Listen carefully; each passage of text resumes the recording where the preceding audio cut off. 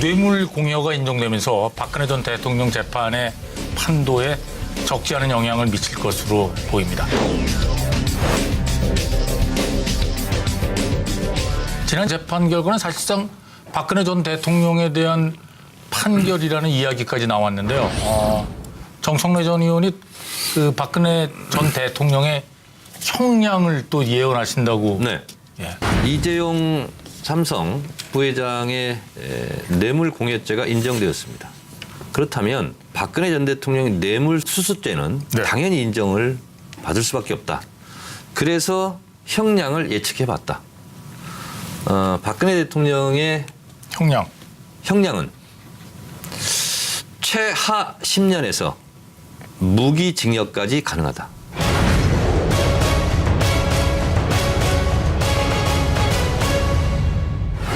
그 이유를 말씀드리겠습니다. 들어야죠. 예. 네. 삼성 이재용 부회장에 대해서는 대통령의 적극적인 요구에 의해서 뇌물을 수동적으로 제공했다. 이게 이제 법원의 판단입니다. 네. 이 법원의 판단을 존중을 받는다면 결과적으로는 박근혜 대통령이 대가를 바라고 적극적으로 뇌물을 요구한 게 되는 거거든요. 그래야 퍼즐이 맞지 않습니까? 그래서 적극적으로 뇌물을 요구했다. 이것이 인정이 되면 실제로 뇌물 수수에 대해서는 감경 요소가 없게 되고요. 5억 이상이면 양형 기준이 어떻게 되어 있냐면 기본이 9년에서 12년입니다. 기본이. 근데 가중치를 받는다. 그러면 11년 이상이 돼야 돼. 무조건. 그리고 무기징역까지거든요. 예.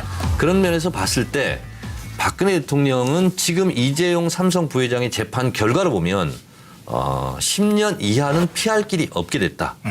이 박근혜 전 대통령의 이 형량 예측에 대해서는 어떻게 생각하십니까? 저는 법조인이 아니지만 그럴듯하게 설명을 해서. 아니 두 분도 사실 공자님께서 진짜, 계시는데 예. 지금 공자님 앞에서 공자님 앞에서 조금 문제가 이 얘기 어떻게 이번에 생각하십니까? 박근혜 대통령의 탄핵 사태 때문에 탄핵 헌법재판소의 탄핵 결정, 특검의 구속, 재판, 이제 판결 이런 과정을 통해서 네. 이게 지금 6개월 이상 이게 매일 뉴스로 다뤄져야겠거든. 그러다 보니까 전 국민이 헌법, 형법, 형사소송법에 대한 교양 수준을 굉장히 높여나가버려요. 그 지금 정청래 의원 말에는 제가 들어갈 빈틈이 하나도 없어요. 제가 변협 회장한테 건의해서 명예 변호사처럼 만주 변호사. 뜻적으로 한 소리. 예. 만주 변호사. 그래갖고 서울시장 후보 되는데 유리하게 쓸 수 있으면.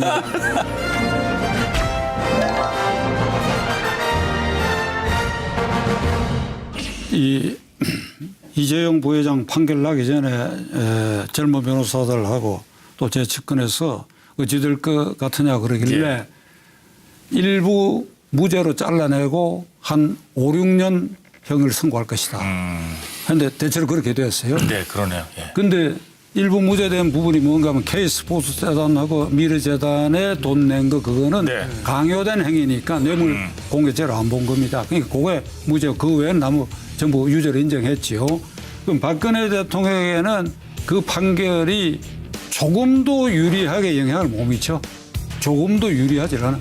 그러니까 뇌물 공여죄가 안 된다고 해서 수뢰죄가 안 될 수도 있지만 강요죄가 남아있거든. 강요. 돈 내라고 강요했단 말이에요. 강요해서 어쩔 수 없이 돈을 냈다 이렇게 되니까. 직권남용도 되죠. 그렇지. 직권남용. 그러니까 그게 강요했다 그지. 예. 대통령 권한 외의 일로 직권을 남용해서 돈을 내라 강요를 했다. 네. 그러니까 징역 한 10년 선고되지 않겠느냐. 제 예상으로는 일단 그렇게 예상합니다. 검찰은 최근 특검팀으로부터 박근혜 정부에서 생산된 이른바 캐비넷 문건 일체를 넘겨받아 국정농단 사건의 추가 수사 가능성을 내비쳤습니다. 이게 추가로 수사할 수 있는 내용으로 어떤 것이 있겠습니까? 최근에 나온 것 중에요. 청와대 제2부속실. 이제 박근혜 정권 때는 사실은 제1부속실이 대통령이고 이제 배우자가 제2부속실인데 안봉근 비서관이 네. 이제 담당이었는데 수천 건에 지금 또다시 예, 1,300건. 예, 엄청난 것이 지금 나왔거든요. 근데 여기에 이제 문학의 블랙리스트에 관련된 내용이 있다라는 것만 지금 청와대에서 발표를 했는데 이게 지금 제가 가만히 보니까 지금 청와대에서 사실 이게 정권 교체라기보다는 정권이 붕괴된 상태잖아요. 그러니까 예. 뭐 허겁지겁 야반도들 하듯이 가다 보니까 뭐 문건 뭐 얻은 거 뭐 다 놓고 갔잖아요. 아무튼 이 캐비넷 문건이 이 안봉근 비서관이 이끈 제2부속실에서 나온 문건인데 지금 우리가 속칭 뭐 문고리 3인방으로 불렀던 사람들 중에 정호성 비서관만 지금 구속이 되어 있는 거죠? 이제만 안봉근은 지금 비켜 서 있는데요. 네. 근데 모르겠어요. 이 지금 제2부속실에서 발견된 이게 이제 단지 거기서 이제 보관이 된 건지 아니면 안봉근 비서관이 뭐 적극적으로 개입한 흔적이 있는지 그거는 이제 뭐 좀 수사를 또 해봐야 되겠죠. 일단 정부 기록관으로 갔다가 이제 절차를 밟아서 이제 검찰로 올 게 있으면 와가지고 이제 네. 수사를 한다는데 제가 볼 때는 그렇게 많은 문건이 있으면은 거기에서 여러 가지 뭐 그동안에 우리가 몰랐던 얘기들도 많이 나오겠죠. 근데 어떻게 그렇게 정권 막바지에 이렇게 군기가 다 빠져가지고 그 관리를 그렇게 허술하게 하고 다 남겨두고 가고 참 너무 심했던 것 같아요. 그래도 할 일은 했었어야지. 그게 정리를 안 하고 어떻게. 근데 박근혜 대통령이 취임 초기에 던진 화두가 뭐였냐면 비정상의 정상화 있잖아요. 우리 사회 곳곳에 비정상적인 관행을 제자리에 돌려놓는 정상화 개혁도 꾸준히 추진해 갈 것입니다. 결과적으로 보면 정상인 것도 다 비정상으로 만들어놔 버렸어요. 안타까운 일이에요. 지금 근데 저는 박찬동- 문고리 3인방 중에 2사람이 구속 안 되고 행방불명처럼 돼 있었잖아요. 네. 그것도 해괴한 일이에요. 이게 가까이 일본하고 이걸 평면적으로 비교할 일은 아닙니다. 정치 문화도 다르고 역사도 다르지만은 만일 일본에서 대통령이 탄핵당하고 구속되고 재판받고 이런 과정에서 일이 있었다고 한다면 그 측근이나 여당 국회의원들 이른바 친박 고위 무사로 지칭되는 이런 사람들 가운데 자살하죠. 한 10여 명은 극단적 행동을 통해서 주군을 잘못 모신 것에 대해서 국민에게 사과를 합니다. 그런데 뭐 이정현 대표 같은 경우에도 탄핵되면 장지진다 그러고 국회 국방위원회에서 질문하더라고. 저하고 손에 장 지지기 한번 내키를 한번 할까요? 그 사람들이 그거 실천하면 제가 뜨거운 장에다가 손을 집어 넣을게요. 실천도 하지 못할 얘기들을 그렇게 함부로 해요. 그렇게 해서는 안 되지요. 극단적 행동을 하라는 것이 아니라 그 삼가고 물러서 있어야죠. 손에 작은 그리고 제일 손 좋은 한번 거는 의원직 찢었을까? 사퇴해야죠. 그런 부류의 사람들, 그게 친박 고위 무사들은 말이야. 그리고 안봉근 뭐 이재만 그것도 자진해서 출두를 하거나 그리고 의왕구치소에 텐트 치고 각하 저희들이 각하를 잘못 보시 이렇게 됐습니다 하고 한 사람 하나도 없거든요. 적견 면회 신청했다고 얘기도 나 못 들어봤어. 해도 대통령 허락 안 할 겁니다. 박근혜 대통령이. 그래도 각하 저 다녀갑니다. 그다음에 방청한 사람이 몇이나 있는가. 화면에 언론 보니까 저기 마지막 비서실장 했던 한광옥 비서실장은 한 번 보이더라고. 거기 친박 고위무사 그룹에 속하는 국회의원들이나 문고리 3인방 중에 구속 안 된 사람들이 우리는 각하가 저 고통을 받고 계신데 우리도 방청석에 앉아서 그 같은 시간을 같이 하겠다. 한 사람도 없어요. 이게 대한민국입니다. 네. 아주 무책임하기 짝이 없어요. 그러니까 문재인 대통령도 이런 걸 깜냥을 해야 돼요. 말하자면 인기가 없고 이 날떨어져 떨어질 때는 외롭게 혼자일 것이다 라고 하는 이것을 철저하게 생각을 하셔야 돼요. 그분들은 각하로 모셨던 것을 이제 그 관계를 각하시킨 것 같아요. 아직 거기서 또 그러니까 박근혜 대통령의 저 재판받는 모습과 그다음에 그 핵심 측근들의 지금 행동을 보면 말이지 지금 이 순간에 이 밤이 깊었는데 저 같은 사람 마음이 아주 황폐해져요. 내가 그런 주구를 모신 일이 있다 한다면 과연 나도 그렇게 했을 것인가. 아니 또 지금 아닐 것 같아요. 선배님 말씀하신 게 너무나 좀 지당하신 말씀이고 또 감동적인 말씀인데 그 반대도 또 성립이 되죠. 대통령이 뭐든지 이제 나는 모른다, 내가 안 했다, 다 또 밑으로 또 다 넘기고 있잖아요.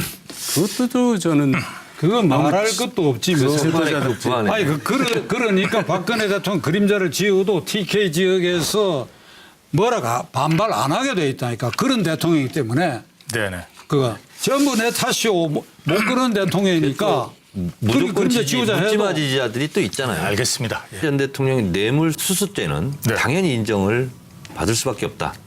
그래서 형량을 예측해봤다. 박근혜 대통령의 형량은 최하 10년에서 무기징역까지 가능하다.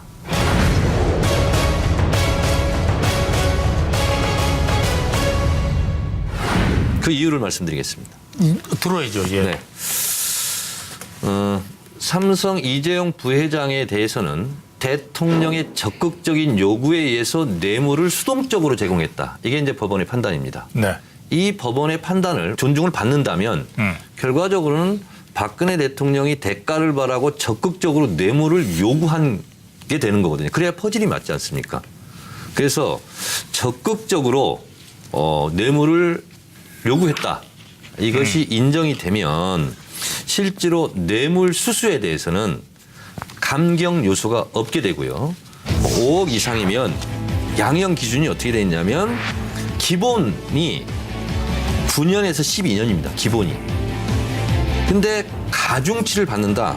그러면 11년 이상이 돼야 돼. 무조건. 그리고 무기징. 이제 판결 이런 과정을 통해서 네. 이게 지금 6개월 이상 이게 매일 뉴스로 다뤄져야겠거든. 그러다 보니까 전 국민이 헌법, 형법, 형사소송법에 대한 교양 수준을 굉장히 높여나가버려요. 그 지금 정청래 의원 말에는 제가 들어갈 빈틈이 하나도 없어요. 제가 변협 회장한테 건의해서 명예 변호사증 만주 변호사. 내가 이 듣기적으로 한 소리. 예. 만주 그거 변호사. 그래갖고 서울시장 후보 되는데 유리하게 쓸 수 있으면.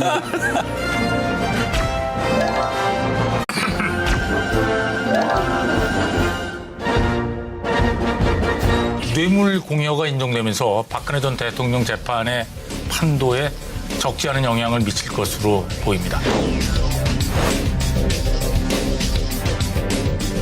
지난 재판 결과는 사실상 박근혜 전 대통령에 대한 판결이라는 이야기까지 나왔는데요.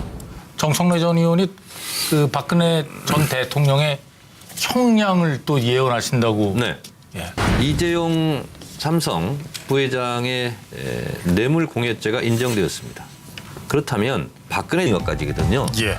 그런 면에서 봤을 때 박근혜 대통령은 지금 이재용 삼성 부회장의 재판 결과를 보면 10년 이하는 피할 길이 없게 됐다.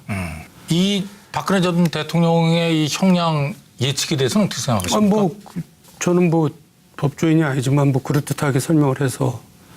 아니 두 분 근데 모두 뭐 사실 저 이거 공자님께서 진짜- 계시는데 예, 예. 지금 죄송합니다. 공자님 앞에서 공자님 문자를 앞에서 조금 문자.